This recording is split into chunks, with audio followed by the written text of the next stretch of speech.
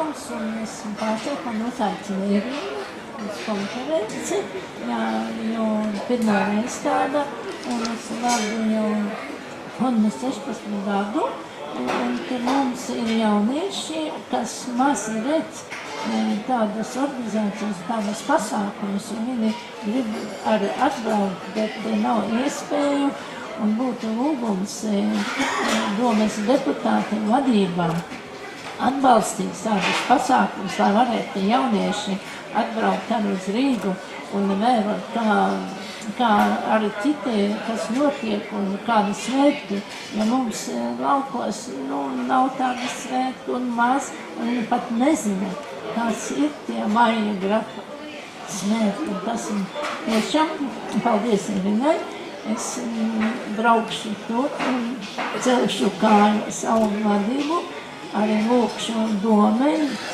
no sava fonda iesniegumu, lai atbalstītu mūsu pasākumus, lai vairāk būtu, lai jaunieši tiešām redzētu un nestaigātu, nav ko darīt un nedomātu par kultūras pat cik arī šī gada ir Eiropa kultūras galvaspils, un es domāju, ka vajadzētu vairāk atbalstīt un vairāk tādus pasākumus. Paldies jums! Jūs varbūt izstāstīt, ko jūs pats darat?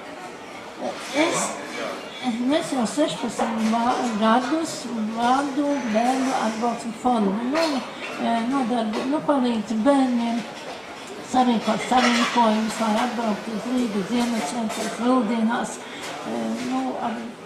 atbalsta bērnu fonds ar mani, jo mani neviens neatbalstās. Es daru ar savu mieru, labprātīgi, bez atalgojuma, bez tādas brīdus, lai varētu kaut ko novados un pagastos. Pasākums rīkoja mātes dienai, Annas tādai, uz vietas, un tas, tur uz vietas arī neatbalsta pagastu vadība, jo viņam nevajag tādu bērnu, viņa labāk tādu bērni klaino un neko nedara. Un daži ir pret tādiem pasākumiem, bet es cenšos, rokas nenolaižu un daru, cik manos iespējas. Paldies, Irina. Jā, jums vēl paldies. Jums.